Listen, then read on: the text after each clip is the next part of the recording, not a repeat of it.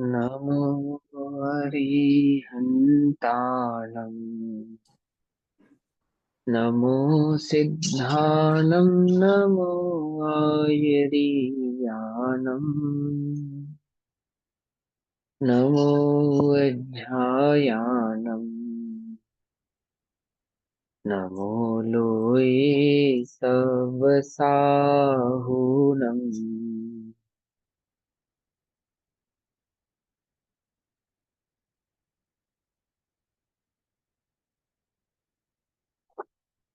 ओंकारं बिन्दुसंयुक्तम् नित्यं ध्यायन्ति योगिनः कामदं मोक्षदं चैव ओंकाराय नमो नमः। मङ्गलं भगवान् वीरो मङ्गलं गौतमो गणी मङ्गलं कुन्दकुन्दार्द्यो जैन धर्मोऽस्तु मङ्गलम्। सर्वमङ्गलमाङ्गल्यं सर्वकल्याणकारकम् प्रधानां सर्वधर्माणां जैनं जयतु शासनम्।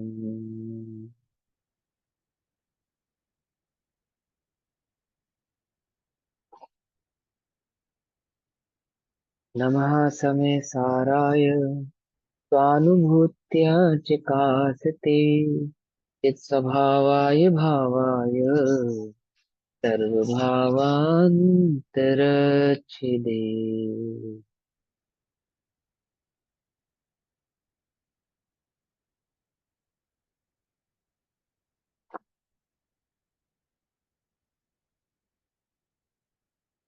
हमारी चर्चा का विषय चल रहा है श्री समय सारणी ग्रंथ, और श्री समय सारणी में हम सभी स्वाध्याय कर रहे हैं आचार्य अमृत चंद्र देव द्वारा रचित आत्मख्याति टीका के माध्यम से। श्लोक नंबर 51, 52, 53, 54, 55 और 56 कर्ता कर्म अधिकार में, पेज नंबर 159।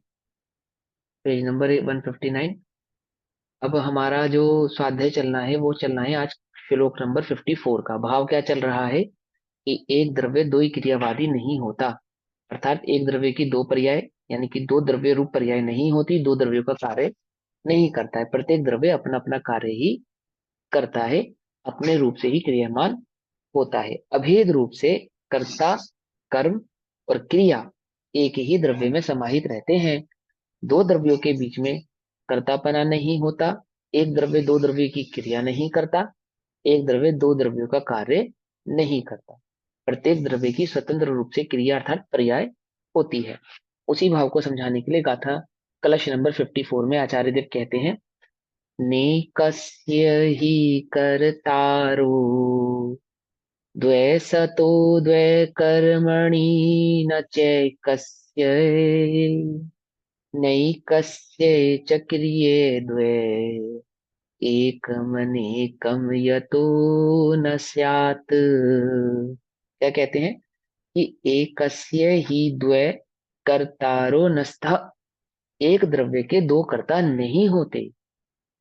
एक द्रव्य के कार्य को कोई दो द्रव्य करें ऐसा नहीं होता, लोक में भी ऐसा नहीं होता। लोक में भी प्रत्येक द्रव्य अपना ही कार्य करता है, पर का कार्य नहीं करता।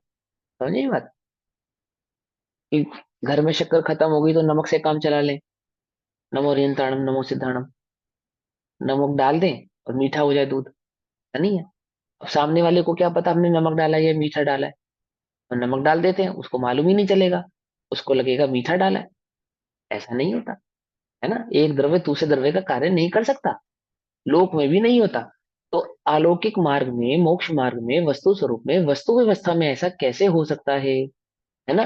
कि पेट्रोल का कार्य पानी नहीं करेगा, पानी का कार्य पेट्रोल नहीं करेगा, सीधी सी बात है।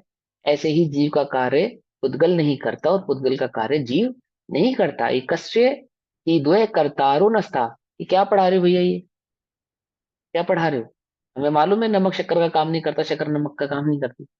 अरे भैया, अनादि से जीव को यही तो नहीं मालूम कि जीव पुद्गल का कार्य नहीं करता और पुद्गल जीव का कार्य नहीं करता। उनके द्वैत भाव को नहीं जानने के कारण पुद्गल और जीव के प्रति कैसा भाव है? अद्वैत भाव है। अद्वैत भाव है मतलब दोनों को एक जानता है। यह जीव ऐसा जानता है कि मैं इस पुद्गल का कार्य करता हूं, यह पुद्गल मेरा कार्य करता है ना। तन उपजत अपनी उपज जान, क्या है मतलब? तन नशत आपको नाशमान, क्या है इसका मतलब? इससे मेरा जन्म होता है, इससे मेरा मरण होता है। एक द्रव्य दो द्रव्यों का कार्य कर रहा है। शरीर से मेरा सुख दुख है, मुझसे शरीर का सुख दुख है। क्या है ये? द्वैत, अद्वैतपना, दो द्रव्यों के बीच में एक द्रव्य का कर्ता कर्म पना जो इस जीव ने अनादि से मान रखा है। एकस्य ही द्वय कर्तारो नस्था, एक द्रव्य के दो कर्ता नहीं होते, नहीं होते। और एकस्य द्वय कर्मणि ना, एक द्रव्य के दो कर्म नहीं होते, कार्य भी नहीं होते, अर्थात दो प्रकार की पर्याय नहीं होती, और दो कर्म भी एक द्रव्य के नहीं होते। तथा एकस्य द्वे क्रिये ना, एक द्रव्य की दो क्रियाएं नहीं होती। यथा क्योंकि एकम अनेकम न स्यात्, एक द्रव्य अनेक द्रव्य रूप नहीं होता। एक कितना कितना बढ़िया श्लोक, एकम अनेकम न स्यात्, है ना। एक द्रव्य अनेक द्रव्य रूप नहीं होता, बिल्कुल शिक्षा जैसी बात है, नीति जैसी बात, एकदम याद कर लेने वाली बात है। एकस्य ही द्वे कर्तारो नस्था, च एकस्य द्वे कर्मणि न, च एकस्य द्वे क्रियेण, यथा एकम अनेकम न स्यात्। एक द्रव्य दो क्रिया रूप परिणमित नहीं होता, एक द्रव्य अनेक द्रव्य रूप नहीं होता। इस प्रकार उपरोक्त श्लोक में निश्चय नय से अथवा शुद्ध द्रव्यार्थिक नय से, निश्चय नय से कहो, शुद्ध द्रव्यार्थिक नय से कहो, वस्तु स्वरूप कहो, वस्तु स्वभाव कहो, है ना। वस्तु स्थिति का नियम कहा है, वस्तु कैसी है यह नियम बतलाया है, वस्तु का स्वरूप कैसा है यह नियम बतलाया है, वस्तु का स्वभाव कैसा है यह बतलाया है। अब आत्मा को अनादि से पर द्रव्य के कर्तापने का अज्ञान है। समझे बात? ये ज्ञान तो सभी को है कि शक्कर नमक का कार्य नहीं करेगी, ये ज्ञान तो सभी को है। कांच में और हीरे में अंतर होता है, ये ज्ञान तो सभी को है। पीतल और सोना में अंतर होता है, ये ज्ञान तो सभी को है। क्या ज्ञान नहीं है? आत्मा पुद्गल शरीर से भिन्न है, ये ज्ञान नहीं। वह वह स्वर्ण और पीतल के भेद को तो जानता है, पर स्वर्ण और आत्मा के बीच में सुख दुख का संबंध नहीं है, ये नहीं जानता। सुखी दुखी होने का संबंध नहीं है, ये नहीं जानता। इस बात तो समझ ये में? श्लोक नंबर 54 चल रहा है अपना। हाँ जी, हाँ जी, श्लोक नंबर 54, कलश या श्लोक नंबर 54, कर्ता कर्म अधिकार, पेज नंबर 159। ठीक। इस प्रकार आत्मा को अनादि से परद्रव्य के कर्ता कर्मपने का अज्ञान है। क्या ज्ञान है? कि मैं आत्मा पर का कार्य करता हूं, ऐसा इस आत्मा को अज्ञान है। यदि वह परमार्थ ने के ग्रहण से एक बार भी, यदि वह वस्तु स्वरूप को एक बार भी ग्रहण कर ले, समझ ले, अनुभव कर ले, दो द्रव्य की भिन्नता को एक बार भी अनुभव कर ले, मैं चैतन्य तत्व हूं, पर से भिन्न हूं, ऐसा एक बार भी अनुभव कर ले, तो विलय को प्राप्त हो जाए। क्या विलय को प्राप्त हो जाए? अज्ञान, वह अज्ञान विलय को प्राप्त हो जाए और फिर कभी नहीं आए। एक बार अज्ञान एक समय के लिए भी विलय को प्राप्त हो गया तो फिर वापस वह अज्ञान आने वाला नहीं है, ऐसा आचार्य देव कहते हैं। और इसी भाव को कलश नंबर 55 में आचार्य देव काव्य रूप से कहते हैं, काव्य रूप से कहते हैं, है ना। शार्दुल विकृतम काव्य रूप से कहते हैं। क्या कहते हैं? आसंसारत एव धावति परम, कुर्वे अहन्युच्यके, दुर्वारन्ननु मोहिनामिह महा, अहंकार रूपम तमः, तद्भूतार्थ परिग्रहेण विलयन्, यद्वेकवारं व्रजे, तत्किञ्ज्ञानघनस्य बन्धनमहो, भूयो भवेदात्मनः। क्या कहते हैं? यह इस जगत में, यह इस जगत में मोही नाम, अर्थात अज्ञानी जीवों का, मोही जीवों का, जो जीव मोही है इस जगत में, जो मोही जीव हैं वे परम अहम कुर्वई, पर द्रव्यों को मैं करता हूँ। मोही जीव कैसे हैं इस जगत के, कि पर द्रव्य को मैं करता हूँ। इति महाहंकार रूपम तमा, महाहंकार यानी महाअहंकार, महाअहंकार कैसे, महाअहंकार, तो इसे महामोह महा, उसको मोह का महात्म में तो कहा है, यहाँ पे क्या कहते हैं, ऐसा अहंकार है इसे। अहंकारी जीव को क्या लगता है, मान होता है ना उसे, मान, कि सारी दुनिया मेरी मुट्ठी में है, मेरे कदमों में है, और किसी के आगे नहीं झुकता, घमंड से सर ऊंचा करा के चलता है। क्या मान हुआ है इसे, जैसे चक्रवर्ती को मान हो गया था भरत को, कि मैं 6 खंड का विजेता हूँ, है ना। और फिर जब विलय को प्राप्त हुआ, जब नाम लिखने गए, तो फिर वापस उपस्थित नहीं हुआ वह अहंकार, फिर उपस्थित नहीं हुआ। एक बार विलय को प्राप्त हो जाए ये अहंकार, जगत में इस मोही को ऐसा अहंकार है, क्या अहंकार है, पर द्रव्यों को मैं करता हूं, इति महाअहंकारम रूपम तमा, ऐसा पर द्रव्य के कर्तत्व का महा अहंकार रूप अज्ञान अंधकार, ननु उच्चैकहे दुर्वारम, जो अत्यंत दुर्निवार है। कैसा अहंकार है, जिसका निवारण करना बहुत कठिन है, जिसका विलय करना बड़ा कठिन है, बड़ा मुश्किल है।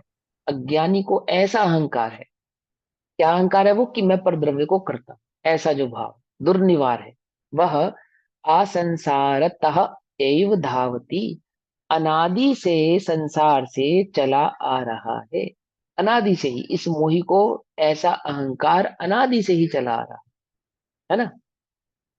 आचार्य कहते हैं कि अहो, अहो, भूतार्थ परिग्रहेण परमार्थ नय का, अर्थात शुद्ध द्रव्यार्थिक अभेद नय का ग्रहण करने से, वस्तु स्वरूप को समझने से, वस्तु स्वभाव को समझने से, दो द्रव्यों की भिन्नता को समझने से, मैं चैतन्य तत्व हूँ, पुद्गल नहीं हूँ, और पुद्गल चैतन्य नहीं है, ऐसा भेद समझने से, शुद्ध द्रव्य के स्वरूप, शुद्ध नय के अपेक्षा से अपना स्वरूप समझने से, है ना, समझने से अर्थात उसका अनुभव करने से, उसका अनुभव करने का प्रयास करने से, ऐसा आदि चलाने वाली बात है ना, प्रयास करतर, इसे पढ़ा ना आपने, भेद विज्ञान करने से क्या होता है, कि परमार्थ नय का, अर्थात शुद्ध द्रव्यार्थिक अभेद नय का ग्रहण करने से, यदि तत् एक वारम विलयम व्रजेत, एक बार भी नाश को प्राप्त हो, क्या,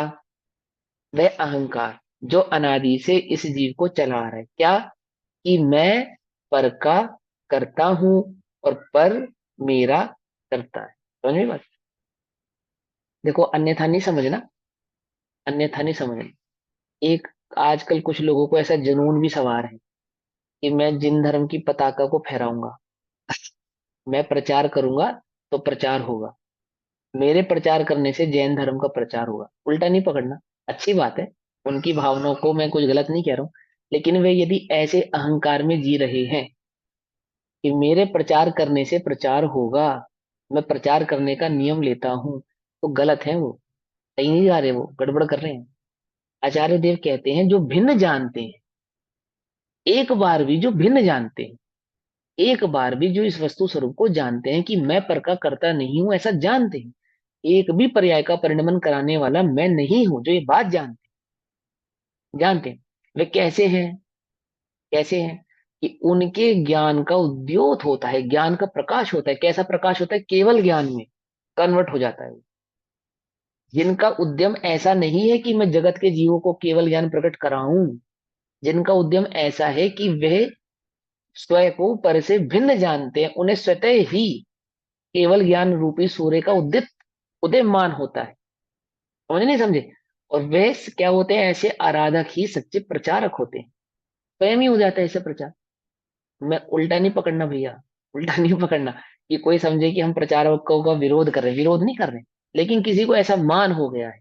ये क्यों कहना चाहता हूं, कि पर के संदर्भ में जो हमारी कर्तव्य बुद्धि है, यानी हमारा जो मोह है, वो क्या करता है, वो रूप बदलता है, वो भूत है रूप बदलने वाला। जैसे विंतर जातियों में जो विंतर होते हैं ना, पिशाच, उनका स्वभाव होता है रूप बदलने वाला। वो जिसको लग जाते हैं ना, वो मुल्ला जी के पास जाएंगे तो मुल्ला बन जाएंगे, हिंदू के पास जाएंगे तो हिंदू बन जाएंगे, देवी दिहाड़ी बन जाएंगे, तो कभी राम हनुमान बन जाएंगे। ये पिशाचों का स्वरूप होता है। भूत प्रेतों का ऐसे ही स्वरूप होता है। कि वो अपने को कभी कुछ कहते हैं, कभी कुछ कहते हैं, कभी कुछ कहते हैं। कभी स्वयं को राम कहते हैं, कभी स्वयं को हनुमान कहते हैं, कभी वे स्वयं को देवी कहते हैं, कभी आप स्वयं को भक्त का भक्त बतलाते हैं, तो स्वयं कवि को अपने आप भगवान बतलाते हैं। ये भूतों का स्वरूप है। समझे? ऐसे मिथ्यात रूपी भूत का क्या स्वरूप है कि मिथ्यात रूपी भूत अपना रूप बदलता रहे। कभी तो परद्रव्य में सुख मानता है ना, तो वहां का अहंकार मानता है, परद्रव्य का स्वामी बन के अहंकार करता है। कभी मोटा मोटा परद्रव्य का स्वामी बनने का अहंकार छोड़ता है, तो पर्यायों को करने का अहंकार धारण कर लेता है। तो कभी जिन धर्म की प्रभावना के नाम का अहंकार धारण कर लेता है, कभी व्रत तप त्याग उपवास के नाम का अहंकार धारण कर लेता है, कभी स्वाध्याय आदि का अहंकार धारण कर लेता है। उसका तो स्वरूप है कि वह एक समय की पर्याय का कर्ता बनेगा, बनेगा और बनेगा। ये तो स्वरूप है उसका। अब वो कितना सूक्ष्म हो जावे, जैसे द्रव्यलिंगी को क्या है, अहंकार है या नहीं है? आचार्य देव कहते हैं अनादि का अहंकार है उसे। कैसा? कि कोई उसे गाली भी देवे और वो चुप रहे, चित्त को मलिन नहीं करता, विचार को मलिन नहीं करता, विकल्प भी उत्पन्न नहीं करता कि इसने मुझे गाली दी, ऐसा विकल्प भी नहीं लाता। आचार्य कहते हैं अहंकार है उसे। मैं नहीं कह रहा हूं, आचार्य कह रहे हैं अनादि का। क्योंकि उसने एक बार भी क्या नहीं जाना, तय को पर से भिन्न नहीं जाना, भिन्न नहीं जाना। समझ रहे हो वो रूप कैसे बदल रहा है? तुम्हें क्या लगता है कि बहुत विकल्प आते हैं इसलिए मैं पापी हूं, विकल्प आना रुक जाएंगे तो मैं धर्मात्मा हो जाऊंगा? अहंकार है तुम्हें, अहंकार है। क्यों? क्योंकि तुम विकल्पों से भिन्न चैतन्य को नहीं जानते। विकल्पों के होने को अधर्मीपना, और विकल्पों के नहीं होने को अथवा शुभ विकल्पों को धर्म ऐसा मानते हो। क्या स्वरूप है निश्चयभाषी का और व्यवहारभाषी का? उभयभाषी का क्या स्वरूप है? ये तो स्वरूप है। इस शुभ परिणाम को धर्म जानता है। वीतराग भाव जो कि धर्म का स्वरूप है उसको नहीं जानता, उसको नहीं पहचानता। समझ में आई बात? नहीं समझ में आई? ऐसा कहकर हम चरणान युग का निषेध नहीं कर रहे, शुभ भाव का शुभ परिणाम का निषेध नहीं कर रहे। शुभ परिणाम को धर्म मानने की जो बुद्धि इस जीव में अनादि से बैठी, कुछ बात समझे? देखो कितना आसान है। पाप को पाप कहना कितना आसान है। जगत में हर कोई एक मत होकर कहेगा कि जो पाप है वो पाप ही है, बंध का कारण। और कितना मुश्किल है ये कहना कि जो तुम्हारा पुण्य परिणाम है वह भी तेरे संसार में भटकने का कारण है। बोलो कौन स्वीकारेगा? कितना स्वीकारेंगे कि जो तू ये दान देकर मंदिर बनवा रहा है ये भी तेरे बंध का कारण है? कौन स्वीकारेगा? जो तू दान दे रहा है, जो तू व्रत उपवास त्याग कर रहा है, ये तेरे बंध का कारण है। बोलो कौन स्वीकारेगा इस बात? वो क्या पकड़ेगा? अच्छा, या तो वह लड़ेगा और या फिर क्या कहेगा कि तो फिर मैं त्याग उपवास और तपस्या क्यों करूं जब ये बंध का ही कारण है? तो मैं तो मूर्ख हूं, मैं तो निर्बंध होने के लिए इनको धारण करता था, अब इन्हें मैं क्यों धारण करूं? सही नहीं पकड़ेगा, सही बात नहीं पकड़ेगा। या तो वो लड़ाई करेगा हमसे कि मैं व्रत तप त्याग उपवास करता हूँ तू नहीं करता है, तू मूर्ख है, तुझे क्या पता ये बंध का कारण है या निर्जरा का कारण है। अथवा क्या कहेगा कि मैं व्रत तप त्याग उपवास क्यों करूं जब ये बंध का ही कारण है? तो कितना मुश्किल है। आचार्य क्या कहते हैं, दुर्निवारम, जो अत्यंत दुर्निवार है। समझे नहीं? बड़ा मुश्किल है इस अहंकार को छुड़वाना। क्या? कि एक द्रव्य दूसरे द्रव्य का करता नहीं है, करता नहीं है। बहुत मुश्किल है समझाना इस बात को, ग्रहण करना, पचान, एक्सेप्ट करना बहुत मुश्किल है। ठीक है? तो क्या कहते हैं कि अहो, जिसने एक बार भी क्या किया है, परमार्थ नय का अर्थात शुद्ध द्रव्यार्थिक अभेद नय का ग्रहण करने से तत् एक वारम विलयम व्रजेत, एक बार भी नाश को प्राप्त हो, ऐसा कौन से अहंकार, पेज ऐसा पे है? अज्ञान। पेज नंबर कौन 160, पेज नंबर 160, 160। श्लोकार्थ चल रहा है और श्लोक नंबर है 55, 55। ठीक है? कलश नंबर 55। क्या कहते हैं कि एक बार भी नाश को प्राप्त हो, वह अहंकार है ना, वह अज्ञान एक बार भी नाश को प्राप्त हो। तत् तो ज्ञान घनस्य आत्मना, ज्ञान घन आत्मा को, समझे, ज्ञान घन आत्मा को, जो ज्ञान स्वरूपी है, चैतन्य स्वरूपी है, ऐसी आत्मा को भूयः पुनः अंधनई किम भवेत, बंधनम किम भवेत, बंधन कैसे हो सकता है। एक बार भी जिसने उस अहंकार का विलय कर दिया, उस अज्ञान का विलय कर दिया, उसको तो बंधन हो सकता नहीं है। जीव ज्ञान घन है, जीव ज्ञान घन है, ज्ञान घन है मतलब ज्ञान स्वरूपी है, ज्ञान से बना है, ज्ञान ही ज्ञान है, ज्ञान के सिवा अन्य कुछ नहीं है। ये ज्ञान की मुख्यता से, चैतन्य उसका लक्षण है ना। प्रचिति शक्ति हो, जो चैतन्य उसका लक्षण है, उस चैतन्य लक्षण की लक्षणा शक्ति ज्ञान और दर्शन शक्ति है, ज्ञान और दर्शन गुण है। तो ज्ञान घन कहना वो चैतन्य की ओर इंगित करना, चैतन्य को समझाने के लिए ज्ञान ऐसा कहते हैं। तो ज्ञान घन है, इसलिए यथार्थ ज्ञान होने के बाद ज्ञान कहाँ जा सकता है। जब ज्ञान सही हो जावे तो वह कहाँ जा सकता है। लोक में एक बार किसी ने बिजली का झटका खाया हो, तो दूसरी बार है, बिना बिजली के तार को भी पकड़ने से पहले 10 बार सोचता है, क्या कहते हैं, दूध का जला छाछ फूक फूक कर पीता है एक बार। एक बार, है ना। ऐसे ही जिसने एक बार भी क्या किया है, इस चैतन्य को पर से भिन्न जाना है, ज्ञान घन का आस्वादन किया, अनुभव किया है ना, वह तो अब बंध को प्राप्त होने वाला नहीं, वह तो फिर अज्ञानी होने वाला नहीं। अब कर्णन योग वाला मत समझना, उपशम शिवशम छाई को उसके चक्कर में भी पड़ना कि छाई नहीं होता, उपशम हो जाता है, शिवशमी जी समय दृष्टि हो जाता है, एक अंतर मुहूर्त में छूट जाता है, फिर अज्ञानी हो जाता है, ऐसा नहीं पकड़ना। या भाव समझना, किस भाव से समझा। कर्णन योग से भी समझोगे तो सीधी सी बात यह है कि जिसने एक बार भी आत्मा का आनंद लिया है, स्वाद किया है, अनुभव किया है, तो वह नियम से अर्धपदगला प्रवर्तन में मोक्ष चला जाता है ना। अगर कर्णन योग के सिद्धांत से भी समझो तो यहाँ एक बात को समझते हैं। क्या कहते हैं कि जीव ज्ञानघन है, इसलिए यथार्थ ज्ञान होने के बाद ज्ञान कहाँ जा सकता है, कहीं नहीं जा सकता। बचपन में खाया झटका बुढ़ापे तक याद है, रहता है, हमने बिजली का झटका खाया है इसलिए हमें याद है, और हमें पता है बुढ़ापे तक याद रहने वाला है। समझे। तो कहाँ जा सकता है, नहीं जाता। ऐसे ही जिसने एक बार आत्मा का आनंद लिया है, आत्मा का आस्वादन किया है, इस चैतन्य को पर से भिन्न जाना है एक बार, एक बार। वो बिजली का झटका जो हमने बचपन में खाया था, आज वो नहीं खा रहे, लेकिन याद है ना, है ना। वो अज्ञान जो बचपन में कर चुके, वे अज्ञान दोबारा दोहराएंगे नहीं। ठीक। इसी प्रकार से वह अज्ञानी जो अज्ञान अनादि से कर रहा, पर का स्वामित्व धारण करके, पर का कर्तृत्व बुद्धि धारण करके, एक द्रव्य को दो द्रव्यों का कर्ता मानकर, एक द्रव्य की दो क्रियाएं मानकर, एक द्रव्य को दो कार्य मानकर, है ना, उसने जब एक बार ये अनुभव कर लिया कि ये ज्ञान सिवाय ज्ञान के अन्य का कर्ता नहीं है, तो फिर वह वापस उस अज्ञान में जाता नहीं है, भटकता नहीं है, फिर वह गलती, वह अहंकार दोबारा करता नहीं है, नहीं जाता। और जब ज्ञान नहीं जाता, तब फिर अज्ञान से बंध कैसे हो सकता है, तो कभी नहीं हो सकता, क्योंकि बंध का मूल कारण तो क्या है, अज्ञान ही है। बंध का मूल कारण तो अज्ञान ही है। और जब वह अज्ञान विलय को प्राप्त हो गया, तो जिस जीव को बंध भी हो सकता नहीं है भावार्थ। यहाँ तात्पर्य यह है कि अज्ञान तो अनादि से ही है। अज्ञान कैसा है, अनादि से ही है।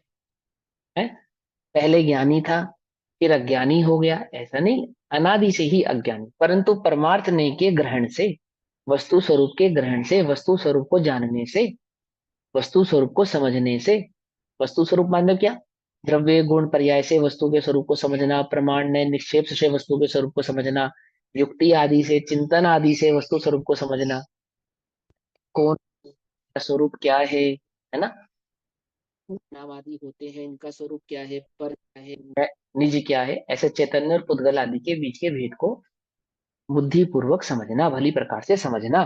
तो क्या कहते हैं, परंतु परमार्थ नय के ग्रहण से दर्शन मोह का नाश होकर, दर्शन मोह का नाश होकर, दर्शन मोह का नाश होकर, दैट मीन्स अज्ञान का नाश होकर। दर्शन मोह माने क्या, अज्ञान।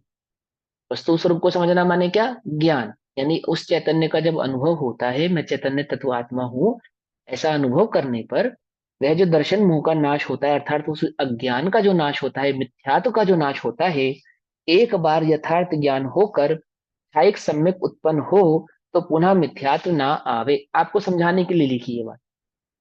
ये छायिक शब्द आपके समझाने के लिए डाला है, ठीक है ना। कि किसी को ये आपत्ति, कोई ये क्वेश्चन खड़ा कर सकता है कि औपशमिक सम्यक दर्शन तो होकर छूट जाता है, आप कह रहे हो एक बार होने के बाद नहीं छूटता। लेकिन आचार्य देव जो दृष्टि से कह रहे हैं ना, आचार्य देवों की जो दृष्टि है, वो छायिक उपशम और क्षयोपशम की दृष्टि नहीं है। क्योंकि वे आत्मा को उपशम क्षयोपशम छायिक भाव से नहीं देखते। क्या कहा? आचार्य जिस दृष्टि से यहाँ पर उस आत्मा के स्वरूप को समझा रहे हैं, वे उस आत्मा के स्वरूप को उपशम क्षयोपशम छायिक भाव से नहीं देख रहे। किस भाव से देख रहे हैं? स्वरूप से देख रहे हैं। और स्वरूप में कौन सा भाव नहीं होता? स्वरूप में उपशम नहीं होता, क्षयोपशम नहीं होता, छायिक नहीं होता। आप कैसे कह सकते हो कि पढ़ो गाथा नंबर 50 से 55, है ना, 29 भावों में सारे भाव समझाए हैं, और उसमें उस आत्मा को सम्यक दृष्टि होने का भी निषेध कर दिया। क्यों कर दिया? समझे नहीं समझे? क्योंकि वहां पे बात चल रही है स्वरूप की। जिसने एक बार स्वरूप को जाना है, जिसने एक बार स्वरूप को समझा है, स्वरूप को जानने वालों को हम भले ही सम्यक दृष्टि कहें, पर स्वरूप को जानने वालों की दृष्टि सम्यक दर्शन पे नहीं है। उनकी दृष्टि तो एकमात्र स्वरूप पर ही। समझे नहीं समझे? पकड़ में? जैसे कुछ कहते हैं ना, इसकी आंखों में शर्म भी नहीं है और इसकी आंखों में बड़ी शर्म है, ऐसा कहते हैं ना लोक में। तो शर्म क्या नजर आती है? शर्म क्या कोई चश्मा है? क्या है शर्म? कि जो देखने वाला है ना, जो देखने वाला है, वह उस आंखों को, आंखों की हरकत से, हरकत जो है उस अपेक्षा से उसको शर्म है और शर्म नहीं है, ऐसा कहते हैं। समझे ना, उसकी हरकत से। ऐसे ही ज्ञानी, जो सम्यक ज्ञानी जीव है, सम्यक दृष्टि जीव है, उनका सदैव स्वरूप पे ही उनका उपयोग है। उपयोग स्वरूप में होने के कारण उन्हें सम्यक दृष्टि ऐसा कहते हैं। समझे ना? जिनकी आंखों में शर्म है, वो ऐसे नहीं है कि वो अपनी आंखों में शर्म ढूंढते फिरते हैं और शर्म तो उनकी दृष्टि, मतलब उनके सदाचार को शर्म कहा जाता है। ऐसे ही उपयोग की स्थिरता को सम्यक दर्शन कहा जाता है। समझ में ये बात? तो आचार्य देव उपशम क्षयोपशम छायिक भाव की अपेक्षा से नहीं कह रहे, लेकिन आपको समझाने के लिए यहाँ पे छायिक बात की बात कही है। क्या कहते हैं? यहाँ तात्पर्य यह है कि अज्ञान तो अनादि से है, परंतु परमार्थ ने के ग्रहण से दर्शनों का नाश होकर एक बार यथार्थ ज्ञान होकर कायिक सम्यक उत्पन्न हो तो पुनः मिथ्यात ना, है ना। मिथ्यात के ना आने से मिथ्यात का बंध भी ना हो, और मिथ्यात के जाने के बाद संसार का बंधन कैसे हो सकता है? नहीं हो सकता, नहीं रह सकता। अर्थात मोक्ष ही होता है, ऐसा जानना चाहिए। समझ नहीं बात? ऐसा जानना चाहिए। बनारसी दास जी ने अंत में क्या लिखा? चले बनारसी दास फिर नहीं आवना, है ना। तो वो नहीं आएंगे ना अब दोबारा संसार में। हो गया ना मोक्ष उनका, है। मोक्ष हो गया था ना उनका, अब नहीं आएंगे ना दोबारा। ज्ञानी की दृष्टि को समझना, जिसने उस तत्व को जाना है, समझा है, वो निश्चिंत हो गया है कि अब मैं बंध को प्राप्त होने वाला नहीं। भले वो उपशम है, छह उपशम है, छाई है, उसके चक्कर में नहीं पड़ते वो। पकड़ में ही बात। वो स्वरूप समझाने के लिए उपशम भी समझाएगा, छह उपशम भी समझाएंगे, छाई भाव भी समझाएंगे, सब चीजें समझाएंगे। लेकिन ज्ञानी की दृष्टि ऐसी नहीं है कि वो उपशम छह उपशम या छाई में अटक जाए, भव्य भव्य पने में अटक जाए, ऐसा नहीं, है ना। चले बनारसी दास फिर नहीं आवना, किस दृष्टि से कहा? उस परम तत्व की दृष्टि से, परमार्थ नय की दृष्टि से, शुद्ध द्रव्यार्थिक नय की दृष्टि से, जो अपने स्वरूप को समझा, उसका जो अनुभव किया। तो कैसा अनुभव किया? कि मैं जन्म मरण करने वाला नहीं हूं, मेरा स्वभाव जन्म मरण करने वाला नहीं है। उस स्वभाव के बल पर वो गृहस्थ अवस्था में मरते हुए ये बात कह रहे हैं, जाते हुए ये बात कह रहे हैं, अपनी देह को छोड़ते हुए ये बात कह रहे हैं कि चले बनारसी दास फिर नहीं आवना। और इसका मतलब ये नहीं कि वो ये समझ रहे हैं कि उनको मोक्ष हो गया। वो जानते हैं कि अभी मरण ये बात वो जानते हैं। जानने के बाद भी ये बात कह रहे हैं। समझ में ये बात? क्यों दिया ये उदाहरण मैंने आपको? कि आचार्य किस दृष्टि से आपको कह रहे हैं कि जिसने एक बार भी उस स्वरूप को जाना, उसका अनुभव किया, वो फिर बंध को प्राप्त नहीं होने वाला। इस अपेक्षा से कह रहे हैं कि जिसने निर्बंध स्वरूप का अनुभव किया, तो क्या अनुभव किया? कि मैं पहले बंधा हुआ था, अब मुक्त हो गया हूं। उसने अनुभव यही किया कि मैं कभी बंधा ही नहीं था। क्या क्या अनुभव किया उसने? कि मैं कभी बंधा ही नहीं था। जिस समय वो उस तत्व का अनुभव कर रहा है, वो जान रहा है मैं कभी बंधा नहीं था, मैं कभी बंध को प्राप्त होऊंगा नहीं। क्यों? बंध को प्राप्त होता ही नहीं ना, एक द्रव्य दूसरे द्रव्य को छूता ही नहीं। ये नक्की हो गया, उसको निर्णय हो गया ऐसा अनुभव में। तो अनुभव करने वाला ये जान रहा है अनुभव के काल में, भले ही औपशमिक भाव का अनुभव कर रहा हो। मेरा समझ रहे हैं? एक अंतर मूर्त मात्र का सम्यक दर्शन है, पर वह सम्यक दर्शन कैसा है कि त्रिकाल अबंध स्वरूप तत्व को, आत्म तत्व को जानने वाला। यह आत्मा कभी भी बंध को प्राप्त होता ही नहीं, होता ही नहीं। पकड़ में ही बात।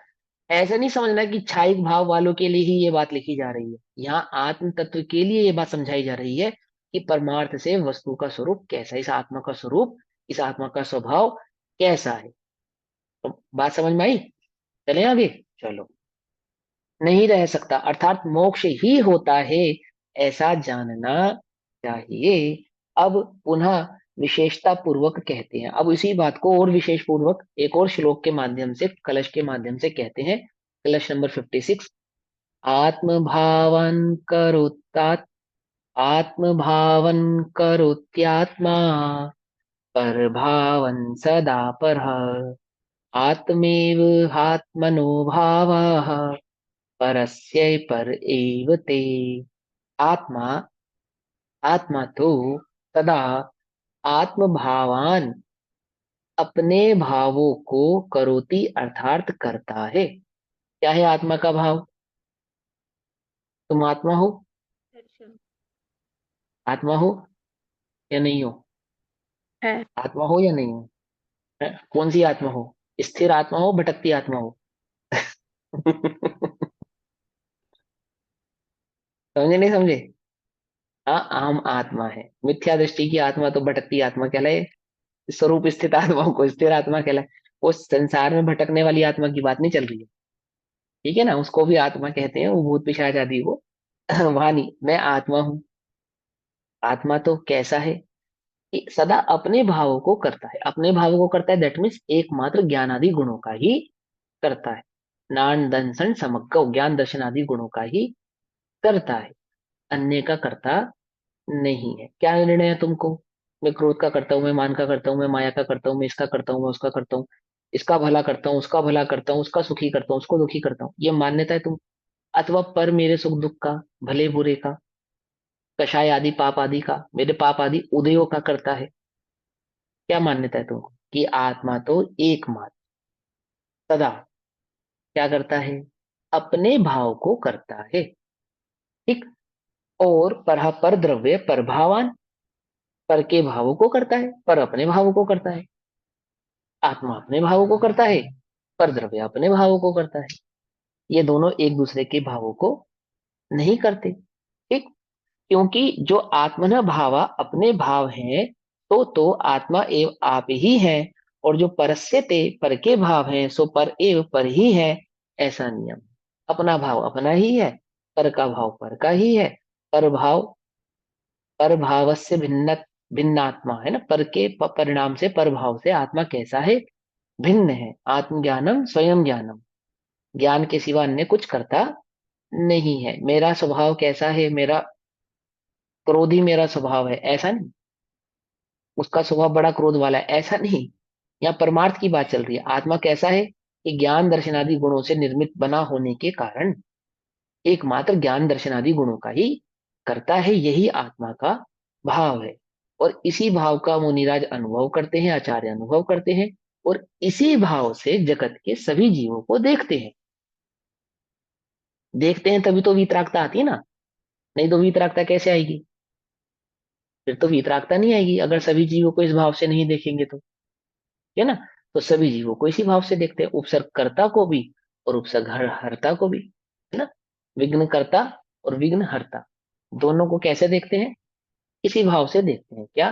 कि मैं भी ज्ञान दर्शन करने वाला हूँ, पर का करने वाला नहीं हूँ। और ये भी ज्ञान दर्शनादि गुणों का धारी है, पर का करता नहीं है। ऐसा जानते हैं। पर में ही रहता है, स्व स्व में ही रहता है। ऐसा नियम है। पर द्रव्य के कर्ता कर्मपने की मान्यता को अज्ञान कहकर यह कहा है कि जो ऐसा मानते हैं तो मिथ्या दृष्टि है। कैसा मानते हैं? कि एक द्रव्य दूसरे द्रव्य का करता है, एक द्रव्य की दो क्रियाएं होती हैं, अथवा एक द्रव्य दो का कार्य करता ऐसा जो मानता है वह अज्ञानी है और मिथ्या दृष्टि है। यह आशंका उत्पन्न होती है कि यह मिथ्यात्वादी भाव क्या वस्तु है, यह अज्ञान है क्या, यह मिथ्यात्व है क्या। मात्र पर को जो आप कर्ता कह रहे हो, पर का कर्ता बना रहे हो, जिसको तुम अज्ञान कह रहे हो, ये अज्ञान किस चिड़िया का नाम है। एक, यदि उन्हें जीव का परिणाम कहा जाए तो पहले रागादि भावों को पुद्गल के परिणाम कहे थे।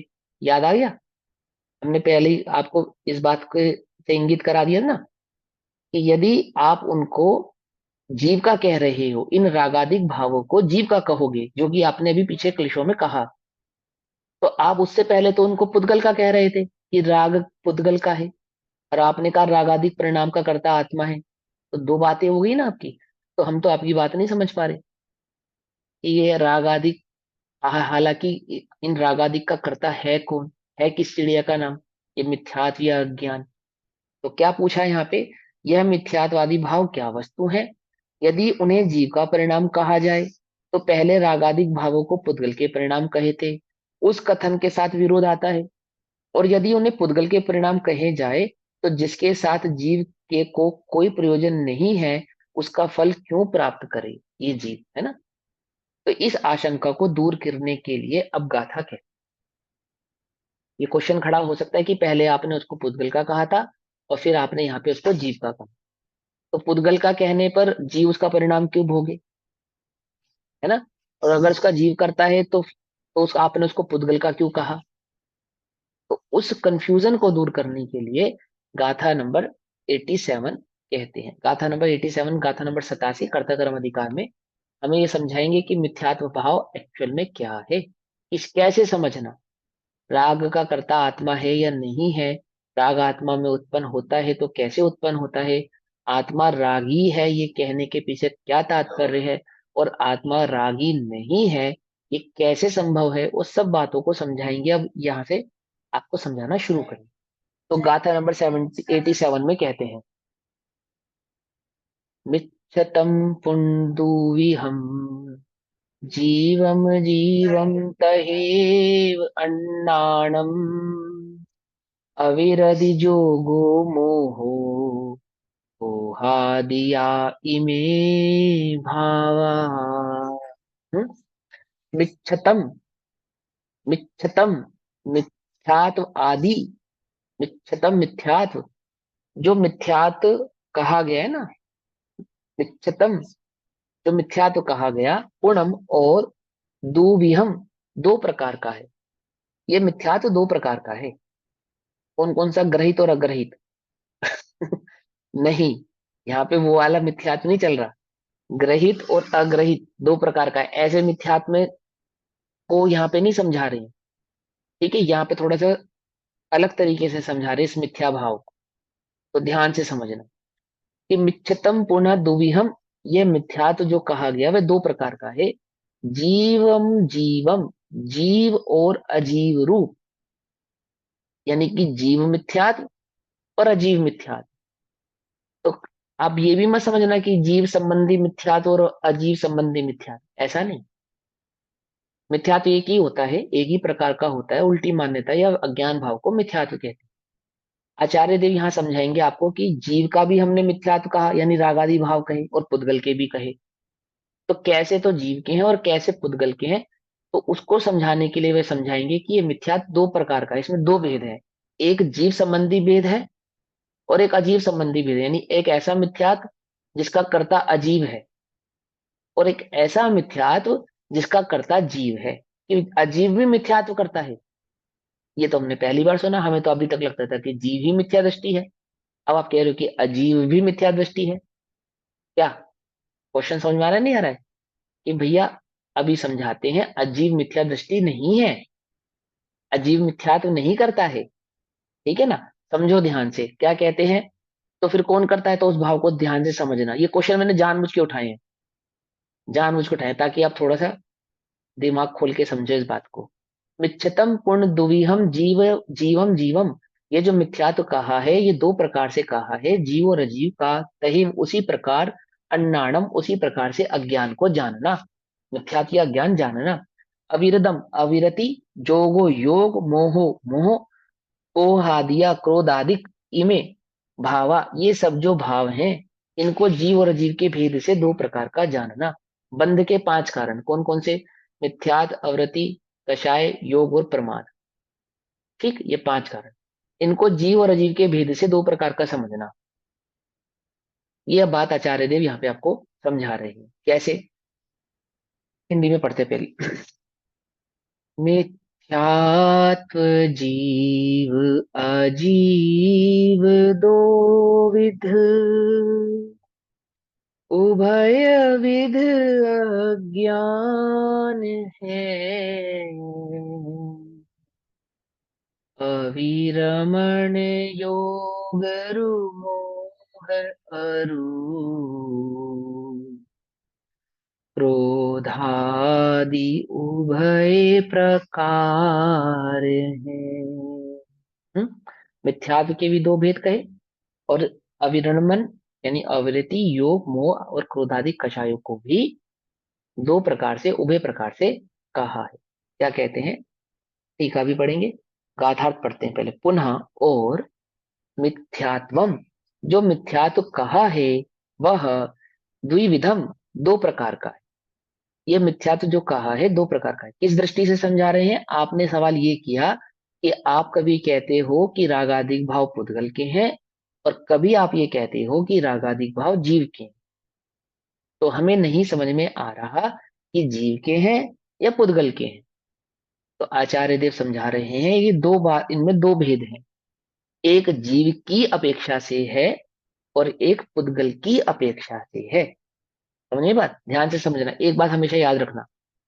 एक क्या, वैसे तो बहुत सारे सिद्धांत आपको हमेशा याद रखने चाहिए वस्तु स्वरूप को समझने के लिए, लेकिन वो एक बात कहने के पीछे तात्पर्य तत्कालिक संदर्भ के संबंध में होता है। कि आगम किसे कहना? अपेक्षाओं के समुद्र को आगम कहना।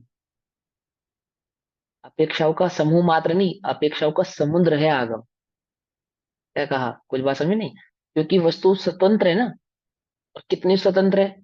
कि मात्र दो द्रव्यों के बीच में स्वतंत्रता नहीं है, एक ही द्रव्य के दो गुणों के बीच में भी स्वतंत्रता है।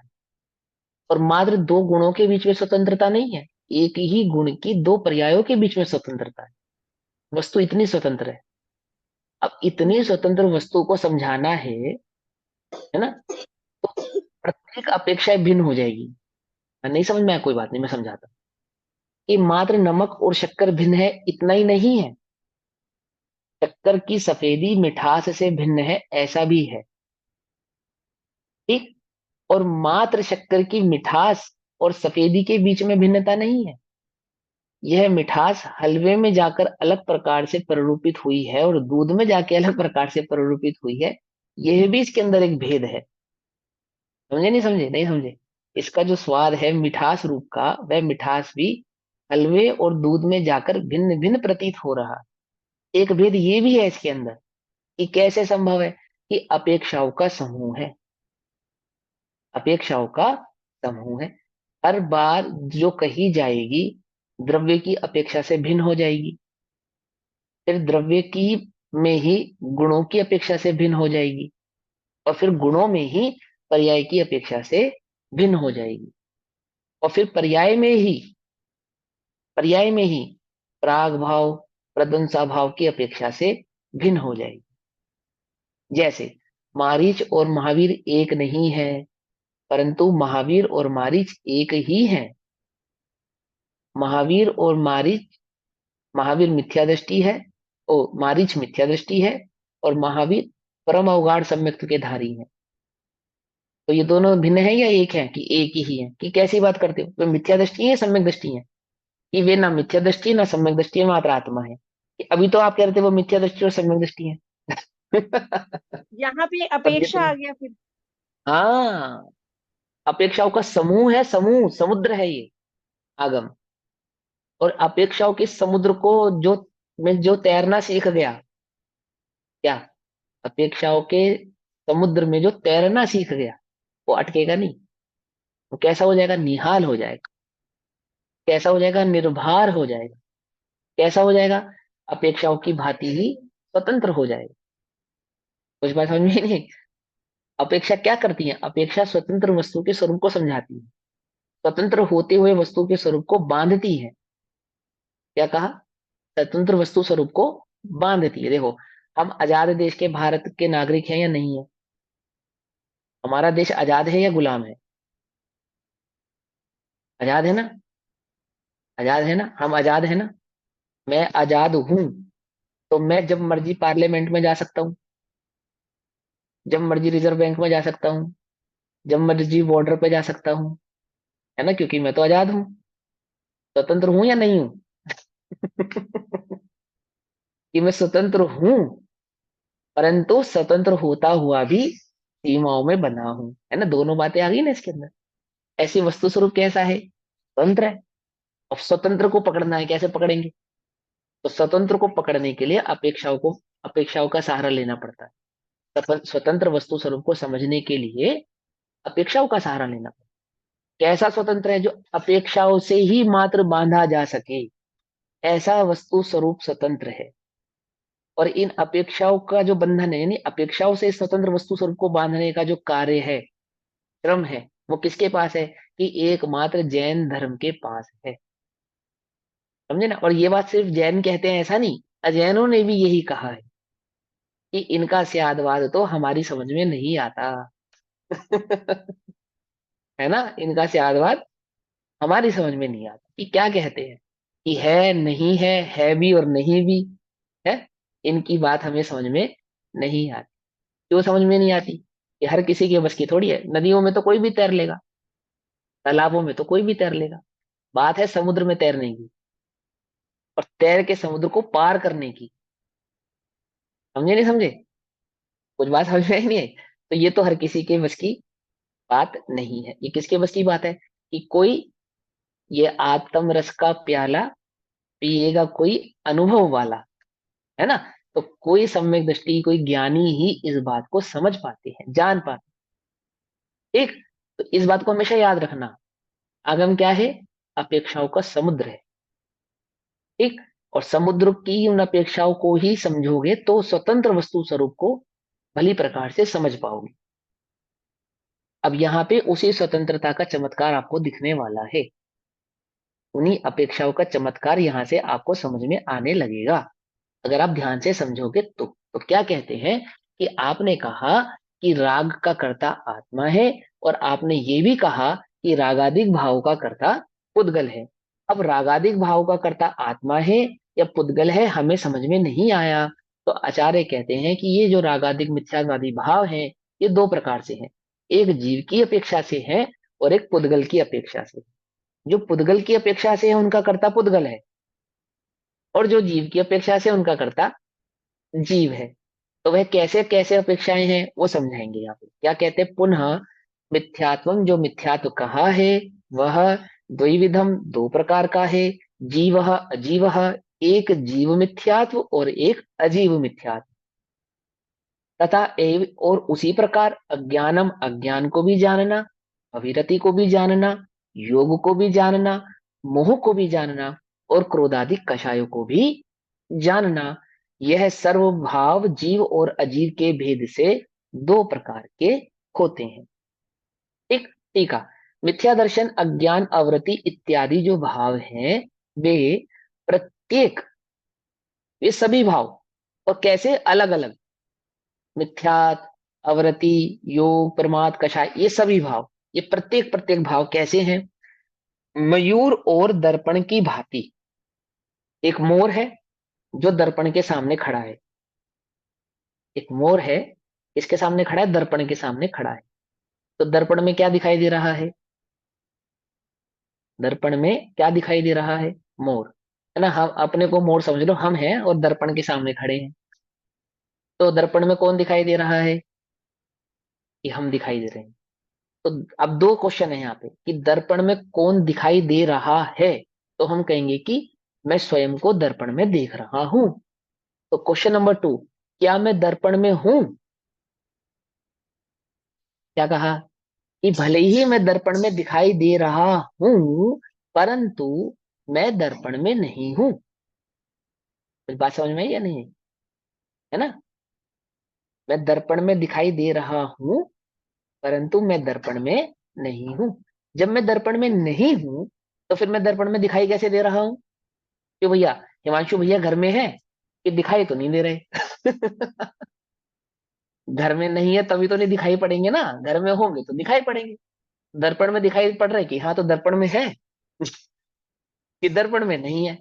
तो जब दर्पण में नहीं है फिर भी दर्पण में दिखाई दे सकते हैं, तो ऐसे तो अन्य अन्य जगह जहां नहीं है वहां पे भी दिखाई दे सकते हैं। कुछ बात समझ रहे हैं? है ना? तो लोक में तो कितने चतुर है, हम एकदम से समझ जाते हैं बात। ऐसे ही यहाँ समझना, ये समझ गए तो मजा आ जाएगा आपको एकदम। अब कुछ नहीं समझ में मैं कैसे भिन्न देखूं, राग को कैसे भिन्न करूं, है ना, मिथ्यात्व को कैसे भिन्न जानूं, इस आत्मा का अनुभव कैसे करूं। ये बड़ी बढ़िया की देंगे आचार्य देव आपको समझाने की। क्या कहते हैं कि मयूर और दर्पण की भांति अजीव और जीव के द्वारा भाए जाते हैं। दर्पण क्या है? अजीव है, और मयूर जीव है। यहाँ पे दो उदाहरण जो लिए ना, दर्पण को माना अजीव और मयूर को माना जीव। लेकिन थोड़ा सा कॉन्फ्लिक्ट करेंगे क्योंकि ज्ञान की अपेक्षा से समझाना है। तो दर्पण को मानेंगे जीव, क्योंकि हमें ज्ञान की अपेक्षा से समझाना, जानने का कर्ता ज्ञान। और मयूर यानी मोर को मानेंगे अजीव। तो उदाहरण में उलझना मत, वस्तु स्वरूप को समझो। तो पहले हम उदाहरण से समझाएंगे फिर वस्तु स्वरूप पे घटाएंगे। क्या कहते हैं कि मयूर और दर्पण की भांति अजीव और जीव के द्वारा भाए जाते हैं, इसलिए वे अजीव भी है और जीव भी है। इसे दृष्टांत से समझाते हैं। ठीक जैसे गहरा नीला हरा पीला आदि वर्ण रूप भाव जो कि मोर के अपने स्वभाव से मोर के द्वारा भाए जाते हैं, बनते हैं, होते हैं, वे मोर ही हैं। कोई कंफ्यूजन? बिल्कुल सिंपल सी बात है। जो हरा नीला काला पीले रंग से बना हुआ जो मोर है, वह मोर है, अन्य कुछ नहीं है। वो मोर के ही कलर है, मोर का ही स्वभाव है। मोर की अपनी प्राप्त पर्याय है, अपना मोर अपना स्वयं स्वयं द्रव्य है। ठीक है? उसमें किसी का कोई हस्तक्षेप नहीं है, यानी मोर स्वभाव से ही नीले पीले आदि आदि कलर वाला है। और दर्पण में जो प्रतिबिंब रूप से दिखाई देने वाला, अब दर्पण में जो मोर दिखाई दे रहा है, गहरा नीला हरा पीला इत्यादि भाव जो कि दर्पण की स्वच्छता के विकार मात्र से, क्या कहते हैं, स्वच्छता के विकार, स्वच्छता के विकार मात्र से दर्पण के द्वारा भाए जाते हैं, वे दर्पण ही है। समझ गई बात? यानी कि दर्पण में जो दिखाई दे रहा है वहां मोर नहीं है, वहां मात्र दर्पण ही है। भले ही दर्पण में हरा नीला काला पीला आदि भावों से बना हुआ वह मोर डिक्टो एज इट इज ही उस दर्पण में नजर आ रहा है, तो भी उस वर्ण का अंश मात्र भी उस दर्पण में मौजूद नहीं है। वह क्या है कि दर्पण की स्वयं की स्वच्छता गुण के कारण विकारित पर्याय है। अब ये विकार स्वीकार के चक्कर में मत पड़ो, अभी आप तो सिर्फ दृष्टांत को समझो। ठीक है ना? विकार लेकर कंफ्यूज मत होना, मैं इस विकार को भी क्लियर करूंगा। लेकिन अभी मत पकड़ना, अभी इसको सिर्फ दृष्टांत से समझना। दो बातें समझ में आई, एक मोर है एक दर्पण है। मोर कौन सा है? जो बाहर खड़ा है। दर्पण में क्या है कि दर्पण में मोर भले ही दिखाई दे रहा है, परंतु मोर दर्पण में नहीं है। दर्पण में मात्र दर्पण ही है, अन्य कुछ नहीं। इसी प्रकार मिथ्या दर्शन अज्ञान अविरति इत्यादि भाव जो कि अजीव के अपने द्रव्य स्वभाव से अजीव के द्वारा भाए जाते हैं। क्या कहते हैं? मिथ्यात अवृत्ति कषाय योग और प्रमाद, ये पांच भाव कैसे हैं कि जो पौद्गलिक कर्म रूप परिणमित हुए हैं, जो पुद्गल परमाणु कर्म रूप परिणमित हुए हैं, उन कर्मों में जो ये भेद पड़ा, मिथ्यात्व का उदय, अविरति का उदय, कषाय का उदय। उदय किसका आ रहा है? कर्मों का आ रहा है ना, कर्मों का आ रहा है ना। तो ये जो मिथ्यात्वादी भाव जो आठ कर्म रूप से परिणमित हो रहे हैं, है ना, बंध बंध के जो पांच कारण हैं, ये बंध के जो पांच कारण आठ कर्मों में जो परिणमित हुए हैं, पौद्गलिक पौद्गलिक कर्म वर्गणाओं में जो परिणमित हुए हैं, क्या कहते हैं कि वे सब द्रव्य स्वभाव से पुद्गल के ही हैं, अन्य के नहीं है। क्योंकि वो सब किस में हो रहा है? पुद्गल में हो रहा है। एक काला कपड़ा और ये दर्पण के आगे आने पर दर्पण में कालापन जो झलक रहा है, जो जो दर्पण है उसका इस काले कपड़े से कुछ भी लेना देना नहीं है। वह जो कालापन है वो उस कपड़े का ही है, अन्य का नहीं। वह कालापन किसका है? ऐसे ही वो पौद्गलिक परमाणु जिससे ये आत्मा आवृत आच्छादित आपको नजर आ रहा है, वह वो सारा कालापन किसका है? किसका है? कि उस 8 कर्मों का ही है, आत्मा का नहीं है। 1 करोड़ का हीरा चमचमाता हुआ, बिल्कुल चमकता हुआ, प्रकाश की भी जिसे आवश्यकता नहीं है चमकने के लिए, इतना तेज चमकता हुआ, और किसी काले कपड़े में बांध दिया जावे, बांध दिया जावे, तो वह काला कपड़ा उस हीरे में प्रवेश कर जाएगा, या वह हीरे के गुणों को कई तस्य मस कर देगा, कोई गड़बड़ कर देगा, अथवा उस हीरे की कीमत को गिरा देगा, घटा देगा? क्या? नहीं ना। कि काले कपड़े में बांधने पर, लाल कपड़े में बांधने पर, पीले कपड़े पे बांधने पर हीरे में कोई भी इफेक्ट आने वाला नहीं है। वो हीरा सदैव हीरा रूप से ही विद्यमान रहने वाला है, और वह काला कपड़ा, पीला, नीला आदि कपड़ा उस ही रूप से विद्यमान रहने वाला। ठीक है ना। किसी जोहरी ने पूछा कि हीरा कहाँ है, तो उसने काला कपड़ा दिखा दिया, थैला निकाल के। कहाँ है हीरा? बोलो, हीरा दिखाई दे रहा है? नहीं दिखाई दे रहा। जोहरी ने पूछा हीरा कहाँ है, उसने क्या निकाल कर दिखाई? काली थैली, मैली कुचैली, पुरानी, खराब। और उस खराब, मैली कुचैली, काली थैली को देखकर जोहरी को क्रोध आ रहा है या प्रसन्नता हो रही है? कुछ बात समझ में नहीं। उसे क्रोध आ रहा है या प्रसन्नता हो रही है? क्या दिख रहा है उसे? उसे तो क्रोध ही क्या दिख दिखाई रहा है? देगा। ये तो आप तो भैया बहुत पीछे चल रहे हो। है? हम तुम्हें 1 किलो सोना दें, है ना, और 100 साल पुराने अखबार में लपेट कर, थैली तो से कोई तुमको प्रयोजन ही नहीं है ना उसे तो। सोना दिखाई देगा ना? सोना थोड़ी दिखाई देगा, बाहर से तो अखबार उसे दिखाई देख देगा। के क्रोध ही आएगा ना, ये क्या कर रहा है। ये तो स्वरूप स्वरूप समझो, स्वरूप समझो, ऐसा नहीं है। ठीक है ना। हम बोल रहे हैं ना, हम आपको एक एक एक 1 किलो सोना दें, हम दें आपको, लेकिन पुराने अखबार में लपेट कर देंगे, 100 साल पुराने अखबार में लपेट। तो लोगी या नहीं लोगी? लूंगी। क्यों? सोना तो अखबार में सोना है। दिखाई देगा। अरे तुम्हें सोना तो अखबार दिखाई सोना है देना ना। चाहिए, तो फिर अभी कैसे कह रहे थे कि उसे तो क्रोध आएगा? है, उदाहरण समझो, सोना। मैं भी बोला ना, हाँ। उदाहरण के चक्कर में मत फंसना। बस। दृष्टांत के चक्कर में दृष्टांत का गड़बड़ कर देते हो, गुड़ गोबर कहते हैं इसको। समझे? बस अभी सुनो स्वभाव के ध्यान। नजदीक जाके नहीं ना देखा, पर्याय के नजदीक हाँ जाके सुनो, देखा। सुनो। अजीब के नजदीक। तो वो काला कपड़ा देखा, तो उसको क्या दिखाई दे रहा है जोहरी को? हीरा। हीरा दिखाई दे हीरा। रहा है। हाँ, उसे कोई कषाय नहीं बरत रही, कोई गुस्सा नहीं, कोई क्रोध नहीं, कोई किसी प्रकार के उसके अभिमान में ठेस नहीं पहुंची है, और काले कपड़े से लिपटा हुआ वह हीरा ही उसे दृष्टिगोचर होता है। ठीक है ना। इसी प्रकार वो क्या कहते हैं, क्योंकि वह क्या जानता है कि ये जो काला कपड़ा आवृत हुआ है हीरे से, हीरे को आवृत किया है, हीरे का इसने कुछ भी बिगाड़ा नहीं है, कुछ भी बिगाड़ा नहीं, प्रवेश नहीं किया उसके अंदर इसने। ऐसे ही वह जो मोर बाहर खड़ा है और दर्पण, तो क्या कहते हैं कि मोर का सब कुछ, सर्वस्व मोर में ही है, मोर का अंश भी दर्पण में नहीं है, और दर्पण का सर्वस्व एकमात्र दर्पण में है, उसका अंश मात्र भी मोर को उसने ग्रहण किया नहीं है।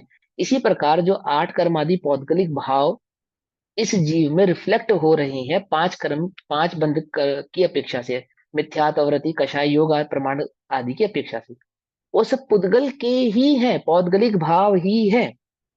उन्हें पुद्गल के ही जानना, वे जीव के नहीं है।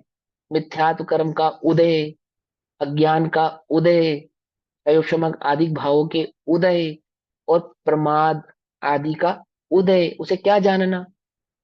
सब पुद्गल के हैं, सब पुद्गल के। ये सब है पुद्गल के खेल, या में नहीं हमारो मेल, क्या कहा? सब पुद्गल के हैं, उन्हें सब पुद्गल के खाते में डालो, जितना भी उदय उदीर्णा आदि नजर आ रहा है, सब पुद्गल का, जीव का नहीं है। तो जीव का क्या है, अब वो समझो।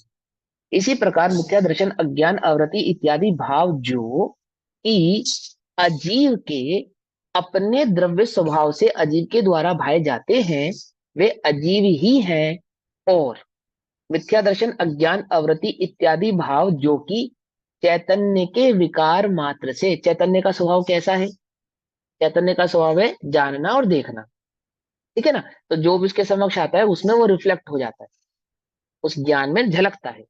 तो विकार मात्र से जीव के द्वारा भाए जाते हैं, वे जीव ही हैं। अब जीव के द्वारा भाए जाते हैं वे जीव ही है, इस भाव को समझेंगे यहाँ पे, इसको समझेंगे कि दर्पण अगर मान के चलो जिंदा हो गए, जीव हो गए, और काला कपड़ा आ जाने से वो यह मान ले कि है मैं तो काला हो गया, है मैं नहीं, तो ऐसा नहीं होगा। काला हो गया। आपने देखा होगा बच्चों के साथ ऐसा होता है, छोटे बच्चे, उनके हाथ में मिट्टी लग जाए तो वो रोने लगते हैं कि अरे मम्मी मैं गंदा हो गया। उनको क्या लगता है कि अब मेरी ये मिट्टी कभी साफ होगी नहीं। ऐसा होता है ना, मैं कैसा हो गया, गंदा हो गया। और माँ क्या कहती है कि मिट्टी मिट्टी में है तो तुझ में ही है, मिट्टी कभी तुझे छूती नहीं। भले ही वो ऐसा ना कहे कि दृष्टि कैसी है माँ की, कि मिट्टी उस बालक को कभी छूती नहीं है। कुछ बात समझ में नहीं आ रही है। ऐसे ही वो क्या कहते हैं कि वो जो जो भाव अज्ञानता के कारण, वो जो आत्मा में जो रिफ्लेक्शन हुआ, ज्ञान में जो रिफ्लेक्शन हुआ कर्माधिक भाव काट कर्मों का, और उस आत्मा ने उनको अपना मान लिया, ये विकार है उस आत्मा का। तो वो जो अपनापन मान रहा है, अपना तो जो उसके अंदर आ रहा है, ज्ञानोपयोग और दर्शनोपयोग, यानी उपयोग की शक्ति से उस पर की ओर जो उसका उपयोग जा रहा है, वह उपयोग तो जीव का ही है, वो तो जीव का जानना। ठीक। और वो जो विकार आदि भाव है वो जीव के नहीं है, वो किसके हैं, वो पुद्गल के ही जानने। यानी कि दर्पण कभी काला नहीं हुआ है, और दर्पण को क्या लगने लगा कि मैं काला हो गया हूं। तो मैं जो लग रहा है उसको कि मैं काला हो गया हूं, ये लगना तो दर्पण का ही है। ये कोई अजीब ने तो उसको उत्पन्न, उस काले कपड़े ने तो उसको उत्पन्न नहीं कराया कि तू ऐसा मान, उसने तो ऐसा नहीं किया ना। हाँ ये बात ठीक है कि काला झलक रहा था, लेकिन उस काले कपड़े ने मजबूर नहीं किया दर्पण को कि तुझे मानना पड़ेगा कि अब तू काला होगा। वो तो उसने अपनी योग्यता से ही माना है उसको। और अपनी योग्यता से ही अगर वो ये जान जावे क्या, कि मैं काला नहीं हुआ, मात्र झलक रहा हूं, ये काले रूप से मात्र झलक रहा हूं, तो कोई दुख नहीं है। तो क्या कहते हैं कि वो जो अज्ञान रूपी उपयोग हुआ है, उपयोग में जो अज्ञान भाव हुआ है, वह सब जीव का है। और जो उदय उदीर्णा आदि हुए हैं वो सब पुद्गल के हैं। पुद्गल ने जीव में प्रवेश नहीं किया, और जीव ने पुद्गल में प्रवेश नहीं किया। ये पहली बात समझाई। अभी डिटेल में आगे आगा तो हम और समझाएंगे, भावार्थ करते समय हो गया। पुद्गल के परमाणु पौद्गलिक मिथ्यात्वादी कर्म रूप से परिणमित होते हैं। उसका कर्म विपाक उदय होने पर उसमें जो मिथ्यात्वादी स्वाद उत्पन्न होता है, यानी मिथ्यात्वादी रूप से जो परिणमित होते हैं, वे मिथ्यात्वादी अजीव हैं। और कर्म के निमित्त से जीव विभाव रूप परिणमित होता है, वे विभाव परिणाम चेतन के विकार हैं, इसलिए वे जीव है। यानी जो अज्ञान करता है वह जीव का है, और उस अज्ञान के कारण जिसे वह अपना मान रहा है वह वस्तु जीव की नहीं है। यानी जीव अपने को मिथ्या दृष्टि मान रहा है मिथ्यात्व के उदय के कारण। तो मिथ्यात्वादी परमाणुओं का जो उदय है वो जीव का नहीं है, वो तो पुद्गल का ही है। और उसे अपना मान रहा है, ये जो अपना मानने का भाव है ये जीव का है, ये पुद्गल ने उसे उत्पन्न कराया नहीं है। बात समझ में आई? ये शरीर उदय का पुद्गल का है, और मैं शरीर को अपना मान रहा हूं, ये मेरी अपनी गलती है। ये शरीर मुझसे नहीं कह रहा है कि तू मुझे अपना मान, ये मुझे ऐसा परिणाम नहीं करा रहा है कि तू मुझे अपना, तुझे मानना ही पड़ेगा। ये मेरी अपनी गलती है कि मैं इसे अपना मान रहा। कुछ बात समझ में नहीं? ठीक है ना। मांगी हुई कमीज जैसा है, कुछ नहीं समझे? मांगी हुई कमीज समझते हो? मांगी हुई कमीज पहने तो ज्ञान तो रहे ना कि मेरी नहीं है ना। और अपने धन से खरीद के लाया हो तो अभिमान हो जाता है कि मेरी है। और मूलतः देखा जाए तो जैसी मांगी हुई है वैसी खरीदी हुई है, अगर मूलतः देखा जाए। तो ऐसे ही ये जो उदय से, यानी ये खरीदी हुई कैसी, कि मेरे द्वारा उपार्जित कर्मों के आधार से जो मुझे प्राप्त हुई है, तो भी मेरी नहीं है। मैंने मांग के भी पहनी है तो भी मेरी नहीं है। मूलतः क्या समझा रहे हैं उसके भाव को, कि वह देह को अपना मानता है, इसमें देह की कोई गलती नहीं। अपना मानना ये जीव का अपना परिणाम है, और देह आदि तो जीव का परिणाम नहीं है, वह तो इससे सदैव भिन्न ही है। यहाँ यह समझना चाहिए कि, अब क्या समझना चाहिए इसकी डिटेल हम कल पढ़ेंगे, अभी समय भी है, आपको आकुलता ना होवे उसके लिए अभी यहाँ पे समाप्त करते हैं। ओम नमः सिद्धेभ्यः। निज निधि निज में बताई, यह अनंत उपकार है, उसके लिए जिनवाणी माँ को वंदना शतबार। नमो